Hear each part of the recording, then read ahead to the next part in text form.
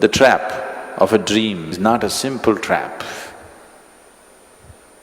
It's a very powerful trap, self-created, especially because it's self-created.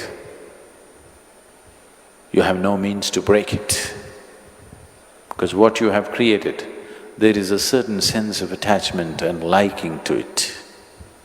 You can't break it. Have you seen at different stages in your life, some silly little things which are in your drawer, you know it's no use, but you can't throw it away? Even if it's causing some trouble, you can't throw it away because it's been there for so long. There is a certain sense of attachment to it. So what you create, it's very hard to break it.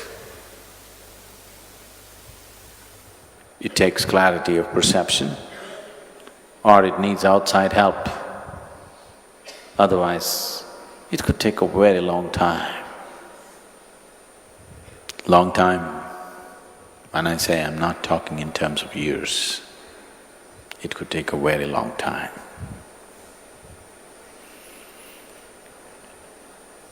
Allowing outside help, asking for outside help, or even if it comes unasked, allowing outside help, needs a certain gracefulness, needs a certain humility, otherwise you can't allow outside help. Lots of people cannot receive something gracefully.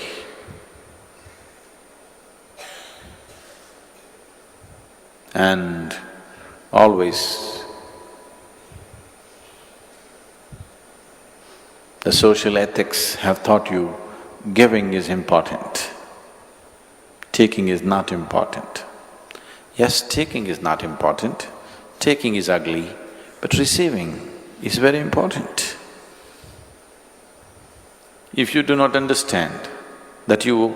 anyway, everything that's worthwhile in your life, you're actually receiving.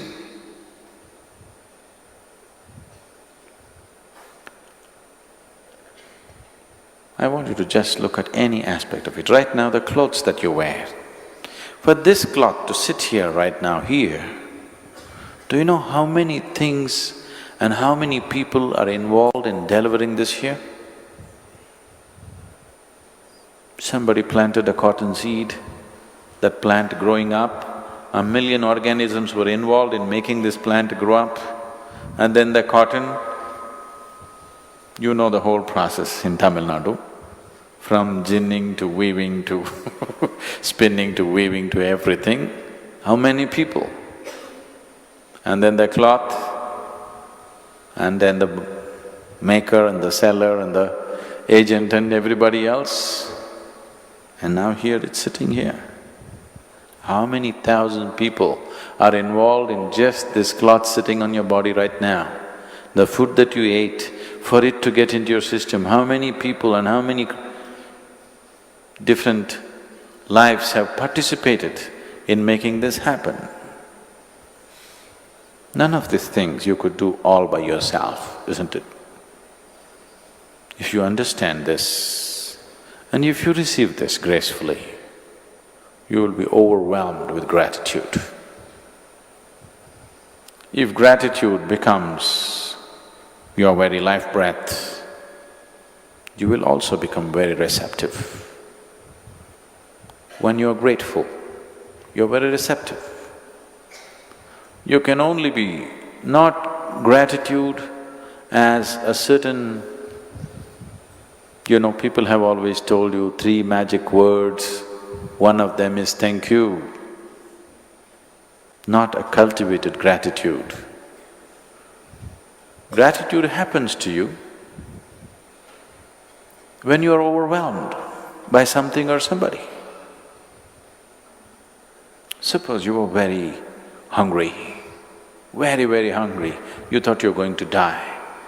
Somebody just gave you a piece of bread. Now tears of gratitude will come to you. That same piece of bread, if they gave you a loaf some other time when you're well, it wouldn't have meant anything to you. But at that moment, that piece of bread, when you look at that person who gave that piece of bread to you, enormous gratitude, because you're overwhelmed by the experience. With every aspect of your life, if you recognize how much is involved to make a single aspect of your life happen, a piece of cloth or a piece of bread, a morsel of food, what it takes for it to be created and to land on your plate and get into your body, if you just see from microorganisms to human beings, how many lives are participating in making things happen for you every moment of your life. If you're conscious of it, if you peel your eyes and look at it properly, you are overwhelmed with gratitude, because you could never do this by yourself. Never do this by yourself. If you're overwhelmed with gratitude, you're in an extremely good state of receptivity.